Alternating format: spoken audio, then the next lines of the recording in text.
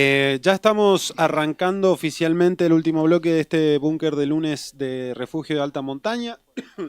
Ya estamos arrancando nuestra sección favorita, que la presenta, como siempre, La Lombriz Urbana, nuestro auspiciante oficial que está desde los comienzos. La Lombriz Urbana, un emprendimiento de elaboración de bioinsumos agrícolas de alta calidad para el mejoramiento de suelos y cultivos regionales. Los pueden encontrar en lalombrizurbana.com o en Instagram y Facebook como lalombrizurbana.bio. Pueden hacer sus pedidos de biofertilizantes, biorrepelentes y un montón de productos orgánicos para tu cultivo. Hacen entrega puerta a puerta, así que nada, gracias a La Lombriz por acompañarnos. Ahora sí, ya nos adentramos con esta presentación oficial de lo que es nuestro segmento Peronismo a cielo abierto. Hoy estamos ya aquí con nosotros y nosotras el compañero Raúl Morcos, militante peronista mendocino. Así nos dijeron que había que presentarte. Sí, efectivamente. ¿Cómo estás, Raúl? Bienvenido al búnker. Bien, muchas gracias por la invitación y muy contento de estar acá. Bueno, decías fuera de aire, te voy a manejar un poquito ahí. Decías fuera de aire que tenías una anécdota del Papa sobre el tema de las personas en situación de calle. Sí, sobre todo digo la época del Papa Francisco, en el sentido de que, por lo que contaba recién el Cachi, hay una experiencia hecha por Francisco y por Diego Fares, que trabajaba con Francisco. Diego es un mendocino, precisamente a quien Francisco lo señala en algunas ocasiones, y en la última encíclica en particular. Diego estaba a cargo del hogar San José, después lo acompañó al Vaticano. Y me hicieron conocer en un viaje, yo quise charlar con Diego porque había sido, digamos, compañero en los 70. Antes de irse al seminario, él estudiaba filosofía y estaba en los grupos de juventud que estaban cercanos a la militancia del peronismo en ese tiempo. Y entonces fuimos a visitar el hogar y ellos tenían desarrollado un método que a mí me pareció interesante contar esto ahora porque como está esta problemática y recién el Cachi decía, bueno, ¿cómo sigue? Y el año que viene va a haber el mismo problema o la misma situación, ¿cuál podría ser un programa de trabajo?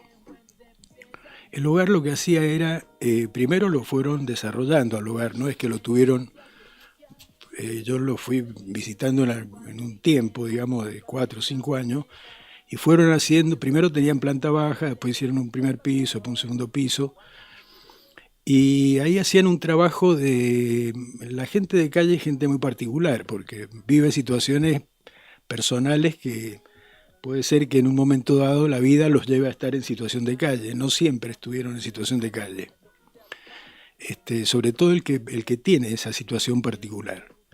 Ellos hacían un programa de 8 meses, donde le daban de dormir, higienizarse en la mañana, la cena, y después había un programa de trabajo que por un lado había profesionales que donaban tiempo,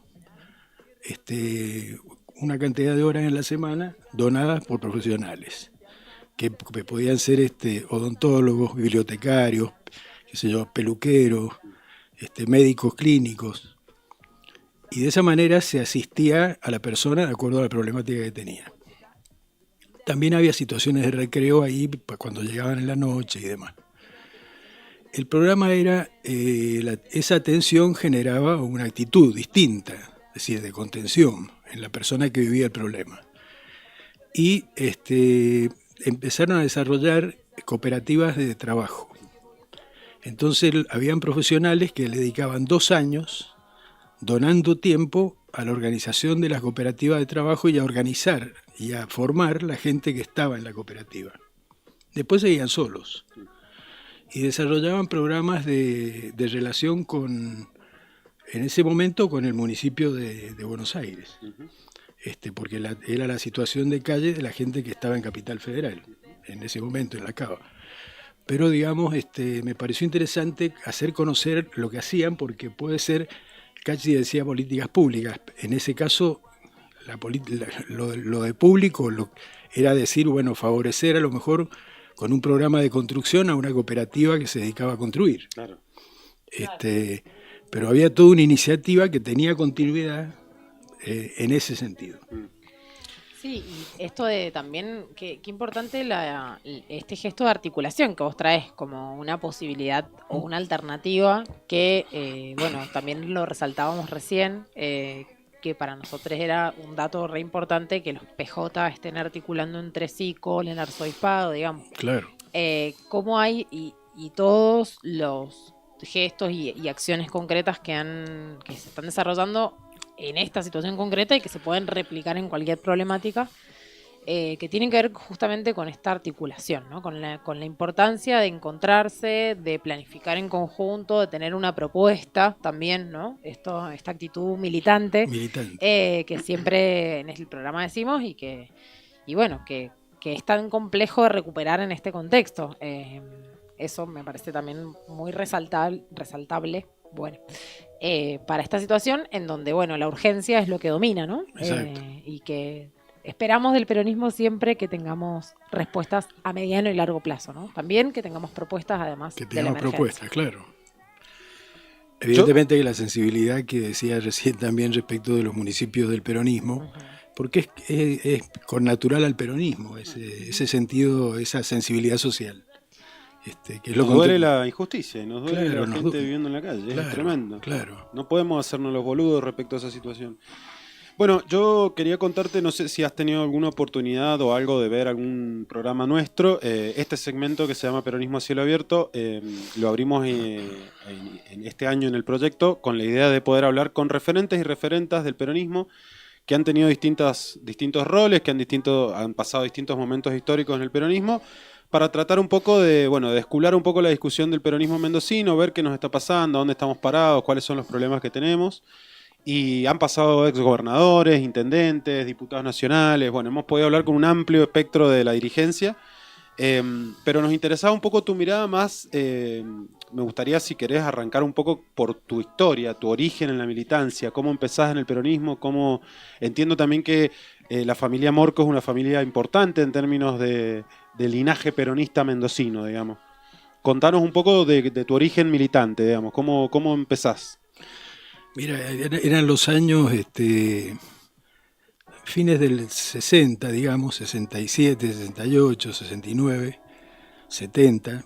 Eran años donde hoy la juventud, digamos, cuando hablamos de los jóvenes, hay una parte de los jóvenes que pareciera que está, digamos, entre 16 y 20 y pico de años como fuera de la situación política. El análisis que se hace es un análisis de lo que les toca vivir. O cómo perciben lo que reciben en cuanto a la comunicación. En esos años yo me acuerdo que algo que me llamaba mucho la atención, en la época finales de Onganía hubo una película que se llamaba La Guerra del Cerdo, de José Slavin. Entonces pintaba un poco de en qué andaba la juventud, una parte andaba en una cosa, esa parte de la juventud en qué andaba. Salían a matar viejos, buscar viejos en la noche y matar viejos. Eran grupos organizados que salían a matar viejos. Esa era una parte de la juventud argentina en ese periodo posterior al, digamos, todo lo que sucede a partir del 55, el decreto 41-61, la negación del peronismo, la negación de la mayoría del pueblo argentino, de lo que había vivido el pueblo argentino. Las consecuencias fueron esa situación. En ese marco, los jóvenes que teníamos, qué sé yo, una pulsión de sentir la patria, de sentir al prójimo, digamos, había un proceso también que venía de afuera que tenía que ver con los movimientos revolucionarios en América Latina, lo que había pasado en París, o digamos, había habido una situación, un contexto internacional que te llegaba en forma directa y te motivaba a ver de qué se trataba. Y el idealismo además te conducía a situaciones de digamos, ver con simpatía al Che Guevara, digamos, situaciones de contra la injusticia a nivel latinoamericano que se expresaban por ese lado. Yo particularmente, cuando empecé a vivir toda esta situación en mi persona, empecé a buscar por el lado de la CGT de los argentinos en esa época, que estaba inspirada por un dirigente gráfico, Raimundo Ongaro, y un dirigente ferroviario, Lorenzo Pepe. Y acá en Mendoza había una traducción de eso en el gremialismo de la resistencia del peronismo, que esa es una cosa importante para hablar, ¿no? La resistencia del peronismo. Al 41-61 la resistencia del peronismo. Y acá en Mendoza, particularmente en el gremio de sanidad, que habían dirigentes en esa época gremiales que, además de la lucha por el sector de los enfermeros, digamos, el trabajador de sanidad, daban una lucha por el retorno de Perón y por el gran proyecto de Perón. O sea, eran dirigentes formados, digamos. ¿Decías a ese rama, a ese rubro? No, yo me acerqué porque hacía periodismo en esa época. Ajá. Y entonces ellos querían hacer una revista y entonces, bueno, me vinculé por ese lado. Y también conocí ahí a dirigentes locales que tenían esa actitud de resistencia. En el caso de Florentino Cortés, que era un dirigente ferroviario, que fue secretario general de la CGT de los argentinos, Edgardo Boris, Lepes, que era un dirigente de Canillitas, Alexis Popí de Luis Fuerza, o sea, los metalúrgicos que tenían esa conducta siempre de aparato, pero que ante Perón se formaban, digamos, en ese tiempo, después de Bandor. En ese tiempo ya la figura de Rucci era fuerte, empezaba a ser importante en la Argentina, y bueno, todo eso nos fue llevando a un tipo de militancia que al principio era acompañar ese proceso como joven, vinculado a los dirigentes gremiales que luchaban por el retorno de Perón. Y empezamos también con otros compañeros a desarrollar un vínculo con dirigentes territoriales que eran los que habían mantenido viva la llama de la resistencia. En los barrios habían compañeros en Mendoza, acá en Mendoza, en la capital, en cada seccional habían compañeros que hacían política, militaban. La familia Vítolo, la familia Romano, habían familias que militaban y sostenían al peronismo. Y después habían agrupaciones. De eso sería interesante sacar método también, porque Perón tenía una idea del método. Digo, no era solamente lo que conocimos sino el método de la organización. O sea, los partidos marxistas-leninistas se organizan de una determinada manera. Centralismo democrático, con la burocracia, sistema piramidal. Los partidos liberales leen Duverger y se organizan de acuerdo a lo que dice el librito. En el caso de Perón, con su gran formación, porque muy pocos dirigentes en su tiempo habían salido de la Argentina. Perón había vivido en Europa, había salido de la Argentina, se había formado. Su situación era distinta, digamos, en cuanto a su preparación personal. E incorpora a la política elementos que no estaban. La estrategia, la planificación, la organización. O sea, digamos, le da contenido, pero además propone un método de organización popular que fueron luego institucionalizados por los gremios, digamos. Pero el método era un modo de mirar la realidad, digamos, partir de la realidad. Él decía, en un fundamento doctrinario decía, nosotros las verdades las recibimos del pueblo, no las postulamos. Nuestras ideas las recibimos del pueblo. O sea, recuperar del seno del pueblo las necesidades y realizar, sí, las propuestas. Yo hago una digresión de esto.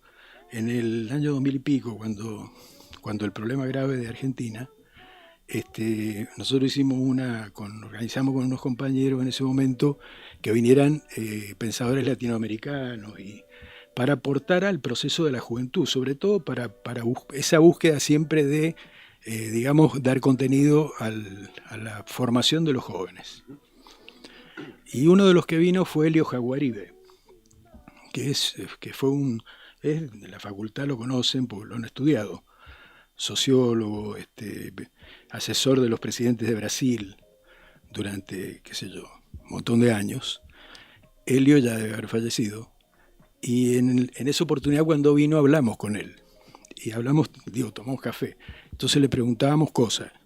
Porque era un momento de crisis en Argentina, había un golpe en Bolivia, pero vinieron a la charla. Igual, vino el Siles Salinas vino, que era la persona de Bolivia que habíamos invitado, vino Mayra Aguirre de Chile, que era el embajador, vino Metol Ferré de Uruguay, y vino el Jaguaribe.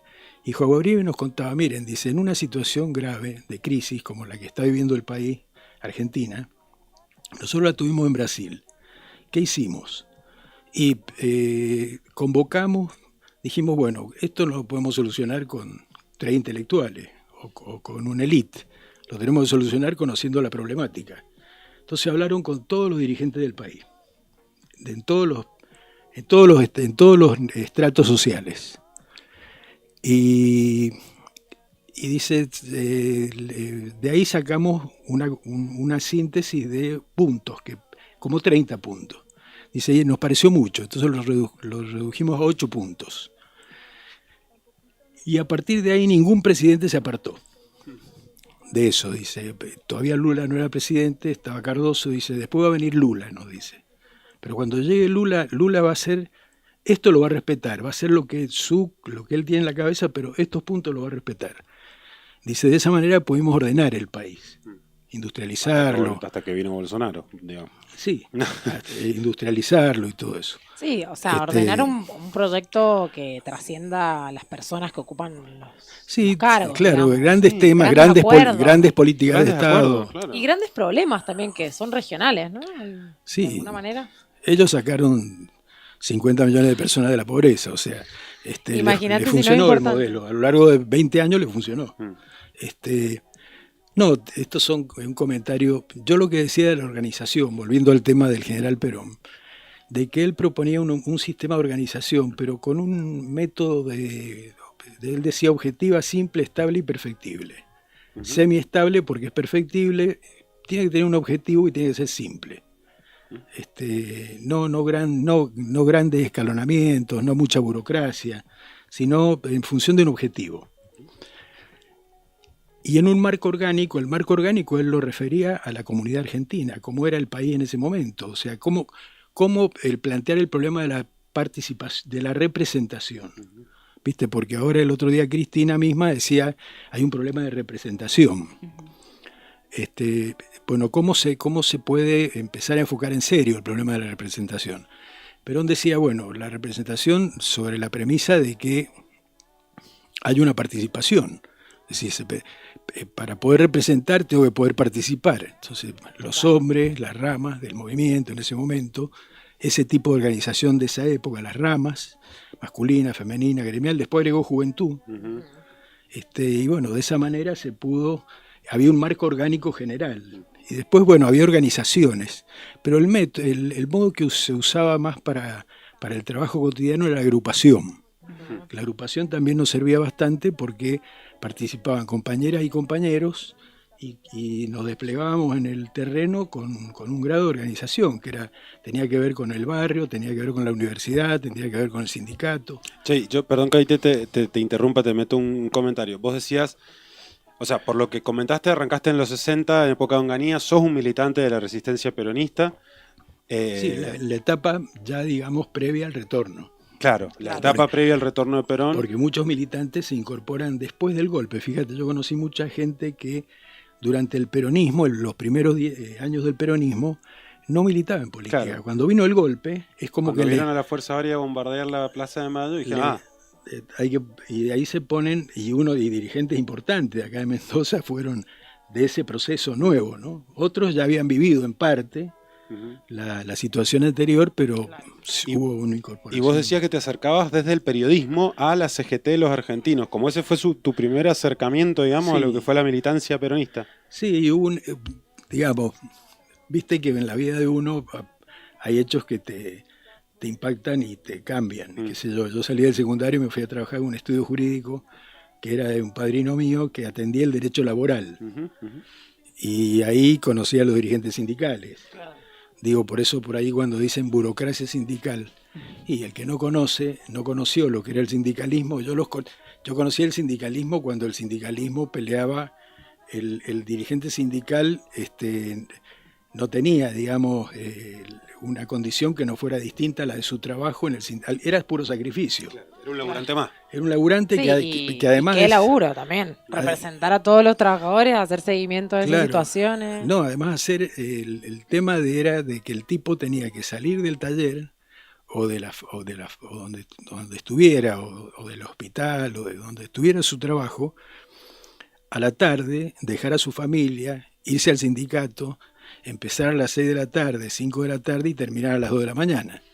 Porque a lo mejor, como en algunos casos, se iban, en el caso de un dirigente que era también de FOETRA, se iban al sindicato a usar los teléfonos en la noche para poder transmitir a otros compañeros en otros lugares del país.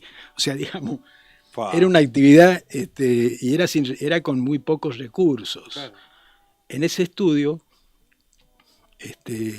claro, a mí me impactaban cosas. Es decir, yo iba a escribir a máquina ahí, pero que iban los viernes, iban los compañeros al estudio a discutir política. No iban a sus problemas, que aparte de tenerlos en la semana, iban el viernes a la noche y discutían política. Y leían a Perón lo que se podía, las cartas, pescaba alguno una cinta, una carta, o les interesaba mucho también la doctrina social. La doctrina social de la Iglesia les interesaba bastante. Se nutría el peronismo bastante de los elementos que había en relación a la doctrina social de la Iglesia. Y todo eso fue, digamos, después viene otra etapa, que ya no tiene nada que es distinta, que son a partir del 71, 72, digamos, ya se da forma a las organizaciones de cuadro. Y las organizaciones de cuadro fueron un factor distinto, nuevo. Perón le da un lugar, porque Perón dice, ustedes no tienen por qué ser ni matones de un sindicato ni secretarios de un político. Los jóvenes tienen que ser libres. Tienen que aprender a militar, pero en un campo de libertad. Entonces le da un espacio en el dispositivo del peronismo a la juventud, que después se expresa en la representación en ese 25% de los jóvenes. Pero les da un espacio político. Me gusta esto que decís. Un espacio, en el dispositivo del peronismo. Exacto. Había un espacio político que era el trabajamiento generacional, que era un lugar donde los jóvenes hacían política con jóvenes. Uh-huh. Y no era solo con jóvenes, nosotros hacíamos política como el barrio, y en el barrio militábamos con la familia, que además era una situación interesante también, porque esa juventud que aportó, y aportó mucho en cuanto a el retorno. ¿En qué sentido? En que el vínculo con la familia peronista había estado un poco como, digamos, referido a los militantes que habían mantenido vivo al peronismo, pero no en el plano de organización comunitaria. Y ese aporte significó recuperar la memoria del pueblo y la organización, y un grado de organización para festejar distintas cuestiones del barrio y atender necesidades del barrio, que no eran la atención que podía dar la unión vecinal, sino que era un tipo de atención política, de movilización política distinta. Yo creo que cuando Cristina ahora incluso menciona, dice, necesitamos menos militantes electorales y más militantes políticos, se refiere, creo, a eso, básicamente. Sí, y otra de las cosas que planteó también, viste, ahora que antes de que llegara la condena, cuando habló con muchos dirigentes, les decía, estén con la gente. Como que esa fue un poco la orden que bajó Cristina. Perón decía aprender del pueblo. Claro, y digo, esta intención, yo te digo una cosa, en la experiencia personal, los compañeros, nosotros teníamos distintos frentes, ¿no? Uno, el frente de cuadro, le llamábamos frente de cuadro, frente universitario, venían básicamente de ahí, profesionales y universitarios, y frente barrial. Los compañeros del frente universitario, cuando iban a militar al barrio, algunos, la mayoría, digamos, la idea nuestra era que donde, digamos, en la facultad militaban en la facultad y donde vivían militaran en el lugar. Se daba una cosa que a mí me llamaba la atención, cómo cambiaba la persona que iba a militar al barrio, que tenía el contacto con la familia peronista, que recibía de viva voz la memoria, es decir, porque ya a mí me cambió la vida, decía la gente. De contrapiso puede tener, de barro pasé al contrapiso, de tener zapatilla pasé a tener algo, o sea, digamos, pude tener alpargata, decían algunos. O sea, digamos, ¿de qué se recordaba? Por eso cuando Cristina hacía referencia a que el pueblo no olvida, y que se van a acordar de los años de estos cercanos que se ha recibido mucho materialmente, los pueblos no olvidan esa parte. Yo he conocido gente que me decían, un profesor universitario que murió hace poquito, Sergio Sanier, italiano. De niño, a los 5 años, había estado en Italia, había sido parte de la guerra, de la pelea de la resistencia italiana contra el nazismo. Y a él a los 5 años lo mandaban de correo. Después vino a la Argentina. ¿Cómo vino a la Argentina? La madre de él le manda una carta a Evita. Y entonces Evita recibe la carta que decía, que le pedía venir a la Argentina a trabajar, que el marido era constructor y ella sabía coser. Y entonces le pedía que venir y que ella que necesitaba una máquina de coser y el marido un trabajo en la construcción. Mandaron la carta. El tipo se emocionaba cada vez que hablaba de eso, lloraba, porque decía yo, gracias a eso vinimos a la Argentina. Evita recibió la carta, le contestó la carta, los trajo en barco al Hotel de los Inmigrantes, los atendieron, los trajo a Mendoza, le dio la máquina de coser, el marido empezó a trabajar en la construcción y él pudo hacer la primaria, la secundaria, la universidad, recibirse. Esas cosas pasaron. Qué increíble, Evita como ejemplo también de que Perón también lo hacía, también hay muchas anécdotas de Néstor en esta línea, pero de cruzártelo en cualquier punto del país al chabón, pedirle algo, que le mandes una carta y que a la semana te estén respondiendo. Te contestaban. Esa cuestión también muy del peronismo, por supuesto, pero también de la cercanía, de que lo que manda, lo que dicta el accionar de la política es la necesidad del pueblo. Claro. Directa. Claro. A través de un dirigente, Claro. a través de una organización, a través de una política pública, o de manera directa, si me ves por la calle, me cruzas, me pedís algo, te lo doy. Claro. Evita Sí, tenía ¿no? Soluciones. su despacho en el correo. Bueno, O sea, claro. no por nada elige el correo central Claro. para tener su despacho. Claro. Exactamente. Em, Manejo de la información Claro. y un termómetro social de lo que sucede, de cuáles son los problemas, las cosas sensibles del pueblo, que claro, ¿quién te va a venir? Además de lo que te vienen a contar, que vos lo puedas ver y que puedas incidir directamente en eso, eso por supuesto que... Sensibilidad, inteligencia e imaginación, decía Perón. Claro, y la memoria, ¿no? La memoria de la familia, Claro. que la tenemos, bueno, en mi caso Claro. es más de la Esto época de de Néstor, la familia pero... peronista me vuelve loco. O sea, que en el territorio era la familia peronista, Mira, la básica. llegaba- Todavía legal. existen esas familias. Llegabas a una casa, A ver. llegabas a una casa, entrabas, vengo, pues yo soy peronista, señora, vengo, pase. La casa más humilde, mate, tortas, ¿qué había? Una llama votiva, la foto de Viti y la foto de Perón. Claro, viste, ¿cómo no iba a cambiarte la cabeza? Claro, ¿cómo No ibas a ser era el peronista libro, para ver no eso? era el libro, no era claro. no era la lectura, Era el amor. que ojo, que fue muy importante, porque Perón logra cambiar la situación de la mentalidad de la juventud argentina. En ese momento, que te decía yo que había una porción, como hoy, una porción grande que está en Narnia. No lo digo peyorativamente. Están pero- en Narnia, totalmente. La realidad lo están, chiquis. pero ¿qué hizo Perón? Le pidió a escritores nacionales una carta, que yo vi la carta. Ah, te lo escuché decir en una entrevista. Sí. Que vino Bernardo Ramos. Claro. Te lo escuché decir. Le pidió Perón, le pidió que escribieran, que a la juventud argentina, que escribieran y digamos nacionalizaran a la juventud argentina. El nacionalismo popular, por supuesto, ¿no? Y ahí Hernández Arregui, Puigró, Scalabrini Ortiz, Ernesto Jauretche. Palacio, Abelardo Ramos, Jauretche. Fue un trabajo No fue magia. Fue tampoco. parecido, Claro, me hizo tampoco acordar, fue me magia hacía eso. acordar un poco vagamente, salvando las distancias, por el amor de Dios, con la experiencia de Carta Abierta, que No fue, me juzguen, fue bueno. un poco esa idea, ¿no? Como generar un núcleo intelectual fuerte Y sí, que irradiara y sí, un poco más identidad peronista. un trabajo Che, intelectual, claro. vos sabés que te escuchaba pasar por todo el paso de la resistencia y pensar en mil cosas. Acá estuvo el Polo Martínez Agüero, El polo, sí. referente de montoneros en la provincia. Hasta el día de hoy se define a sí mismo como el que conduce montoneros aquí. Estuvo el Tucho, con el que te he visto recientemente, el Tucho Sí, Somoza, dando el Tucho. formaciones en Guaymallén. Sí. Sé que venís laburando mucho ahí, pero antes de entrar ahí, ¿qué discusión te merece toda esta eterna, o todo lo que fue la gran grieta peronista para adentro después del 55, que es montoneros y el sindicalismo? Entiendo que tenés más simpatía por los dirigentes gremiales, digamos, por tu experiencia propia y demás, pero ¿qué opinión te merece o qué análisis político te merece Pero esa discusión? es que era el peronismo. O sea, digamos,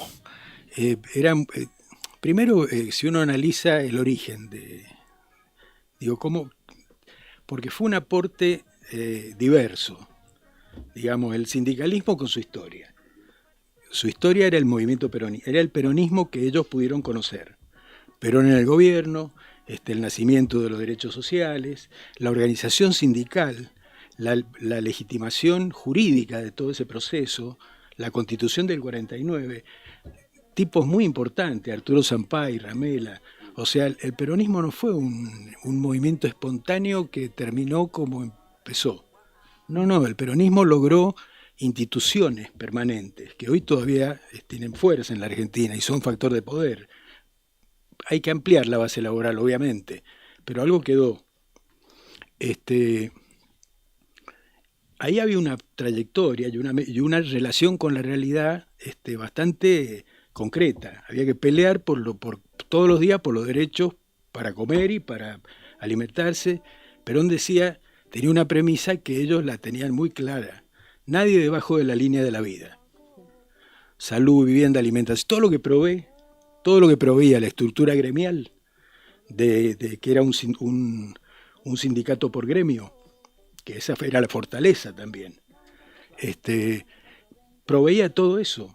O sea, la persona le daba todas las chances hasta que se moría. Y le daba... Mira, yo conocí... Hoy hablamos de pobreza y podríamos hablar de miseria. En aquella época, el trabajador, hablo de la década del 60, ¿no? Un trabajador que, ojo, era la influencia del trabajo organizado en la economía formal de la Argentina era grosa. Era un 90%. Digo, el tipo estaba gremiado y sindicalizado, estaba cubierto, y eso era la masa laboral plena de la Argentina. No era que había una necesidad, había un trabajo, un desarrollo nuevo, había un sindicato, había un derecho. La familia estaba ordenada, o sea, no podía desordenarse, y si había pobreza, había, pero en un marco de contención familiar y gremial y social que existía, a pesar del gorilismo y a pesar del antiperonismo. No pudieron contra eso. Eso se mantuvo fuerte. El aporte de la juventud viene de distintas vertientes. Jóvenes que vienen del nacionalismo católico, jóvenes que vienen del socialcristianismo, jóvenes que venían de la izquierda marxista-leninista. O sea, ahí hay en esa cosa, en ese impulso que toma el proceso en la Argentina y el retorno de Perón y la figura de Perón, se incorpora la juventud en distintas vertientes. ¿No fue? ¿Estuviste en Ezeiza? Sí, por supuesto. ¿Estuviste? Sí. ¿Qué te acordás? Viajamos en Ezeiza y fuimos, primero que ayudamos a ir, iban trenes e iban micros. Uh-huh. La organización nuestra trabajó para el viaje. ¿Cuál es la organización? Trabajamiento generacional. Ok. ¿Era algo vinculado a Puerta de Hierro? No, Puerta no, lo que había era en trabajamiento. Te cuento cómo fue. Claro, vos eras juventud en ese momento. Claro, en el país se organiza primero la Mesa Nacional del Trabajamiento, que era la propuesta de Perón, del año 67. Hay un librito que se llama América Latina ahora o nunca. Sí. Ahí está la propuesta del trabajamiento generacional. Porque Perón atendía a los grupos de juventud como llegaban. qué sé yo, nosotros fuimos a buscar a Buenos Aires lo más cercano a Perón.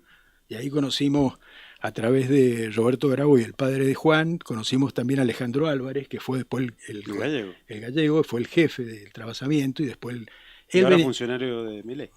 El hijo, ¿no? El galleguito. El galleguito. El Tucho lo bardeó, ¿te acordás? El Tucho estuvo acá y habló de un audio en el que se creía heredero del Imperio Romano, no sé qué, una cosa delirante.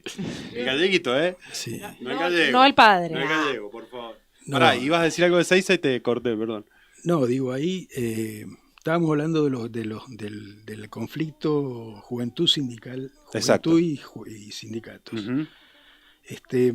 Esos grupos tenían distinta relación, y la relación con la política era, la juventud era idealista, básicamente. Y la militancia, en el campo gremial había militantes de juventud de los sindicatos, y estaba el aporte que hacía la juventud de clase media, claro, que se había nacionalizado, esa es la realidad, y que venía con otra cabeza también. Y de ahí viene el conflicto de poder que se establece. Pero Perón quiso darle un marco de contención a eso, incorporando orgánicamente a la juventud como rama. Y a los jóvenes que traían toda esa idea nueva, revolucionaria, cuando él vuelve, les dice, bueno muchachos, hasta acá llegamos, ahora pongámonos a reconstruir el país.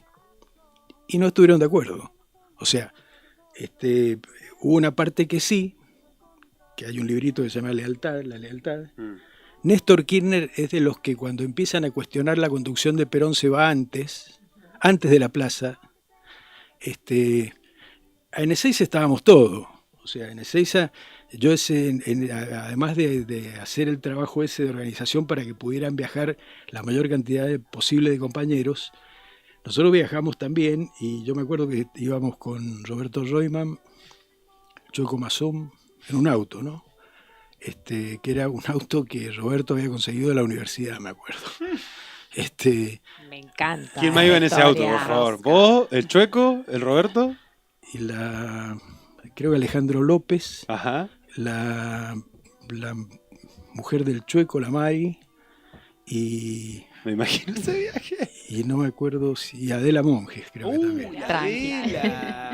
Tranqui el auto, hermoso. Ese es pura rosca.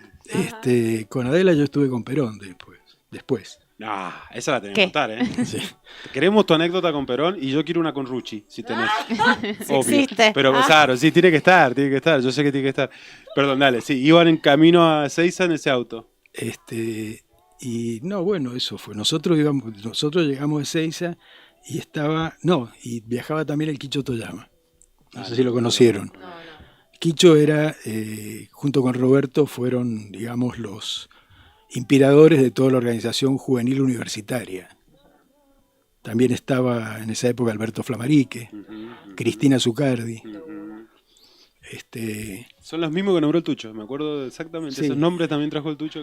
Claro, porque con el Tucho fuimos, imagínate, fuimos desde niño, adolescente, después en juventud, militamos juntos en el peronismo. El padre del Tucho fue un dirigente del peronismo de la época anterior.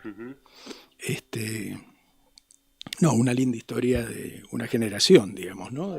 Y en Mendoza nos fuimos conociendo, ese fue el otro tema, ¿no? Porque no nos hubiéramos conocido ni por el club, ni por la universidad, nos conocimos por el peronismo, por la militancia en el peronismo. O sea, yo los amigos que he tenido qué sé yo, que después que salí del secundario fueron los que hice en el peronismo. Digo, porque fue eso, una generación de amigos, que eso es muy importante. Estimular eso, ¿no? Y también yo creo que se construye, más allá de que obviamente uno después hace política y tiene diferencias que pueden calar o no en la relación personal, ¿no? Uno con el tiempo nos vamos transformando todos, pero también hay algo de cómo se construía, cómo el peronismo estaba inserto en la vida cotidiana. Esto que vos decías, militabas en tu espacio de trabajo y militabas en tu barrio donde vivías. Seguro. Hoy también, el otro día hablaba con una compañera, con la Eli, mi referenta, compañera Soy Nosotras, de mi organización, y me decía esto, qué loco y qué importante es reconocer en nuestra propia vida incluso, y en la vida de cualquier vecino o vecina, que hoy no tenemos un tiempo extra para nada, ni para militar, ni para, digo, quienes, bueno, que viven con lo justo, quienes estamos tal vez sin un laburo estable. Digo, en esta situación de crisis económica que siempre afecta a la participación política y que es nuestro deber encontrarle la vuelta también como militantes, qué loco y qué importante se hace poder militar y poder discutir en los espacios que habitamos cotidianamente. Claro. En el espacio, que vuelvan las discusiones en los espacios de trabajo. Claro. Porque ¿a dónde vamos a ir a discutir y con quién? Si no Claro. estamos discutiendo el domingo con la familia, o el día que nos juntamos. A mí me pasó el otro día almorzar con unos tíos, todos compañeros y compañeras, les mando un beso si están viendo el programa, y hablábamos de política, digo, el lunes a las 3 de la tarde, o sea, el ratito que tenemos, y estamos ahí hablando de política, y estamos en el trabajo hablando de política. Como retomar también esto, porque no hay o no existe hoy ese nuevo espacio, ese espacio aparte, que en algún momento se hizo una costumbre, ¿no? Como esto de, bueno, de lunes a viernes vivo, el sábado a la mañana milito. ¿Vieron esa cosa medio de costumbre, Sí, como medio actividad rara? extra. Claro, como una cosa que hago aparte. Y bueno, chiquis, esas épocas en donde se podía dividir una cosa con la otra, en este momento no estarían sucediendo, porque ese tiempo no existe y porque también es importante para la política que viene politizar la vida cotidiana, ¿no? Lo que uno está haciendo, lo que podemos hacer y lo que nos falta, las carencias, ¿no? De alguna manera. Seguro. Lo importante que es estar organizado en la vida misma, digamos, como poder peronizar o mirar con ojos peronistas lo que hacemos. Seguro. Lo que hacemos y dónde estamos, ¿no? Sí, aparte no es casual, digo, también son objetivos de estos gobiernos por ahí de derecha o más neoliberales bien digo, de no dejarnos tiempo porque estamos pensando en sobrevivir. Digo, todos tenemos más laburos que hace un tiempo. Estamos un poco también siento con la cabeza gacha, que es algo de lo que siempre hablamos acá, cómo poder recuperar ese orgullo al salir a militar o al salir a construir o a organizarnos de la manera que sea, que creo que es algo que nos pasó con lo que pasó con Cristina, como decíamos el lunes pasado, en el peor de los contextos, pero con algo que nos hace volver a esperanzarnos de alguna manera o a unirnos de alguna otra manera, más como pueblo, ¿no? No estoy hablando de dirigencia, o sí, tal vez, ojalá. Pero creo que cada vez nos queda menos cabeza, menos tiempo, menos energía y hay que sacarla de donde no la tenemos. Me gustaría saber, vos, Raúl, o sea, cómo hacían ustedes, de dónde se agarraban en las épocas en donde era más difícil. Sobreviviendo, porque uno aprendió a sobrevivir. Aprendiste a mantener una familia, a ayudar a quien tenías que ayudar, a militar, a trabajar. Uh-huh. Creo que una cosa importante es el trabajo, esto que ustedes hacen, porque creo que la relación con la realidad, mira, una diferencia creo importante para comprender la política es la relación con la realidad. Si perdés relación con la realidad, podés políticamente decir cualquier cosa. O sea, digamos, el vínculo con la... Por eso digo la diferencia.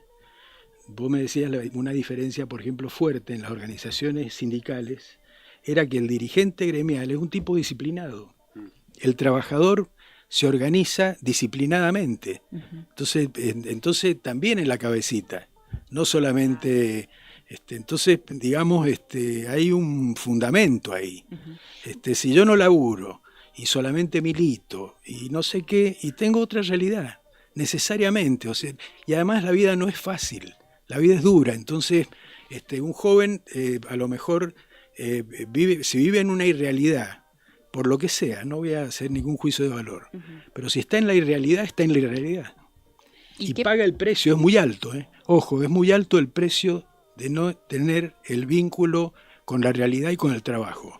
¿Vos en qué momento de conexión con la realidad crees que estamos a nivel peronismo en general? No está bueno generalizar, pero bueno, por el tiempo creo que podemos hacerlo, en Mendoza. Mira, a mí me parece que en Mendoza hace falta desarmar el espíritu en la dirigencia, porque hace falta fortalecer las ideas y desarmar los espíritus. Uh-huh. Me parece fundamental, porque si el diálogo no pasa por humanizar el diálogo, por poner los sentimientos, no la especulación pura, o sea, que hay que acompañar el corazón con la razón, pero hay que acompañar ese proceso. así no me puede a mí solamente interesar cómo veo yo las cosas, sin escuchar al otro, sin los que valen son los míos. No, pará. Estamos dentro de un conjunto y además hay una diversidad en el movimiento nacional hoy que tiene un cierto carácter inorgánico. O sea, una cosa es que esté organizado un grupo y otra cosa es que esa organización esté en un marco de conjunto y coordinada de conjunto. O sea, yo creo que yo te hablé del método de Perón porque creo que hay que estar atento, porque esto no lo va a resolver una vanguardia, ni un partido. O sea, creo que puede haber ahí, yo digo, miremos bien ese proceso. Porque acá lo que hace falta es tomar conciencia y eso viene de la prédica. Y de la prédica viene la organización. Qué loco que traigas esto, porque me quedo pensando en la importancia de la disciplina. Porque siento que está muy deslegitimada la disciplina alrededor de la política y que hoy, o en algún momento pensamos, yo creo que ya hoy lo hemos desestimado como opción, pero en algún momento pensamos que la política, hacíamos política para mejorar nuestra vida, y mejorar nuestra vida es hacer cada vez menos política, ¿no? Pareciera que es como una cosa, o en algún momento fue como una idea, bueno, que sea cada vez menos necesario que estemos haciendo cosas para cambiar la realidad, porque ese cambio de realidad se convertiría eventualmente en hegemonía, digamos, Estado, por ejemplo, Estado nacional, y que bueno, en realidad eso debería resultar en más libertades para cada individuo, ¿no? Que por supuesto nuestros gobiernos resultan efectivamente en más oportunidades tal vez, y eso con algunos márgenes de libertad para elegir entre las opciones que tenga cada familia, cada persona, cada grupo colectivo, ¿no? Pero como que se aleja un poco esto de la tensión entre la libertad y la disciplina necesaria para pertenecer a un colectivo, ¿no? Más allá de estar organizado o no, que eso tiene una disciplina específica, el compromiso de, por ejemplo, hacer algo en una reunión y cumplirlo, digamos, o sea, tomar una tarea y cumplirla, pero después, ¿cómo eso se inserta en un movimiento? Porque digo, si partimos de individuas, bueno, sin disciplina, esa organización primera se complica, y si esa organización primera se complica, ni quiero saber cómo se organiza el movimiento, alrededor de qué, ¿no? Siento que es medio liberal el discurso de, bueno, seamos más libres. Nosotros decíamos, en las agrupaciones decíamos unidad, línea, trabajo y disciplina. Como Lali, chicos, disciplina. Unidad, línea, trabajo y disciplina. Claro, porque la línea política, ¿no? Unidad de concepción. Para que haya unidad de acción tiene que haber unidad de concepción. Pero no, dale. No, digo, salen cosas, ¿viste? Van saliendo. Yo me interesó un poco retomar lo que te preguntó la Anita, porque, digo, más allá de que has tenido participación en momentos muy importantes del peronismo, después si querés volvemos un poquito, estamos ya medio cortos de tiempo, pero queremos pasar por 2 o 3 anécdotas de color ahí, históricas. Entonces apurate.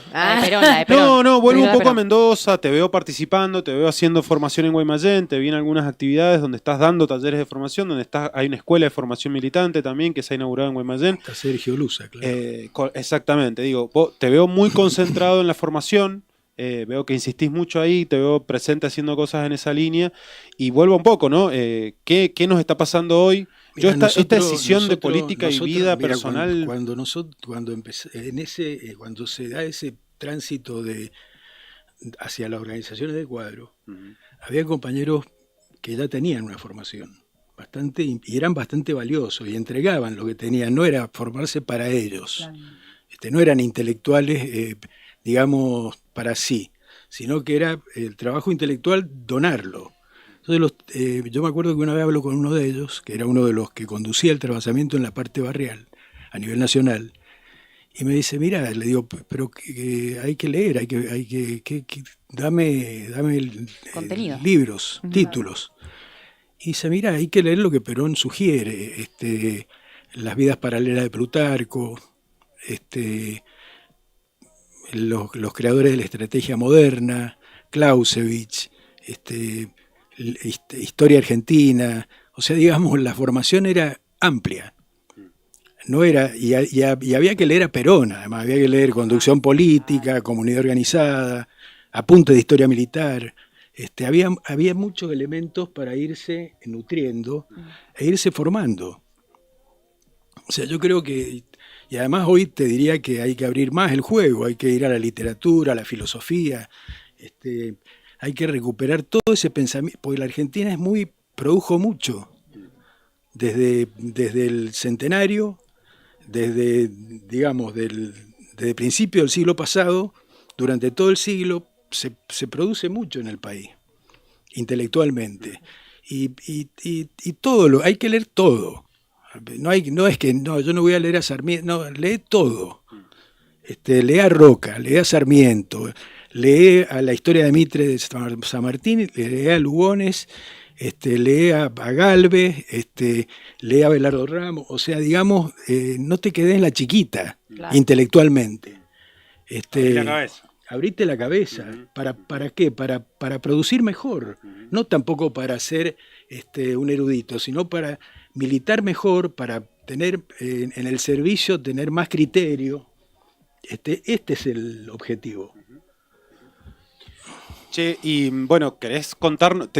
Estabas contando el viaje a Ezeiza y vas a decir una anécdota ahí de la Adela con Perón que me quedó colgada, que me gustaría que si la podemos... después, dijo. ¿Fue después? Claro. Sí, después. Sí. Después porque Perón ya era presidente de la Nación. ¿En qué marco fue? Contanos. 74. Lo de Ezeiza todavía llegaba, pero había llegado el 17 de noviembre del 72, pero en Ezeiza llegaba de nuevo y nosotros lo vimos a Perón siendo Perón presidente. Y fue interesante eso porque fue un viaje, digamos, con dirigentes de distintas ramas del movimiento y algunos legisladores, intendentes de esa época. Y algunos llevaban un objetivo, otro, qué sé yo. Lo nuestro con Adela era conocer a Perón. Militábamos en en el trabajamiento, Adela en la parte femenina, yo en la... O sea, digamos, nosotros teníamos una formación más o menos común. Entonces, la verdad es que lo más apasionante era conocer a Perón. Y en ese viaje hubo varias anécdotas. Finalmente, después de varios días de andar por la Casa de Gobierno y conocer ministros y funcionarios importantes, bueno, y la opinión de cada uno, y qué sé yo, llegar a Perón. Qué sé yo, ahí estuvimos con Jambí, con Iñiguez, con varios dirigentes más. Y finalmente un día llegamos a la Casa de Gobierno y dice, bueno, pónganse en hilera, nos hacen pasar un salón grande, nos ponen así en hilera de a dos, y quédense esperando. Se abre una puerta, aparece Perón. ¿Te imaginas? Para mí era como, apareció San Martín. ¿Viste? Claro, total. Sí, rosas. Claro, muy buena esta comparación, tal cual. Entonces, además un hombre, viste, hablan del Perón viejito de nada. Perón era un hombre en su edad, estaba derecho, parado, con una elegancia impecable. Pasó, buenas, dice, nos voy mirando a cada uno y sigue largo y llega una... Bueno, esperen acá, después van a entrar ustedes. Entonces se abre una puerta y queda entreabierta un poco. Yo entonces quería ver qué había del otro lado. Y había un grupo de niños que había ido a saludarlo. Entonces estaba con los niños, los saludaba, pero había otra puerta más y estaba don Alberto Martínez Vaca. Algunos de los que iban, y había de todo, entonces algunos de los que iban que iba a ir a hablar mal de don Alberto y otros no. Pero claro, don Alberto estaba ahí. Entonces yo lo llamo al presidente del Congreso, que era Domingo Ambrosini, y le digo, mire, ahí está, mire quién está. Entonces se ríe, vuelve y le dice a los más así, que tenían el pico para no sé qué, le dice, muchacho, está don Alberto ahí. Así que mirá los mensajes que mandaba Perón. Eso llegó de Perón hacia ustedes diciendo, ojo que está acá, pero no claro, vayan a boquear. Pero además ese día, ¿viste? Y esa hora, y en ese lugar.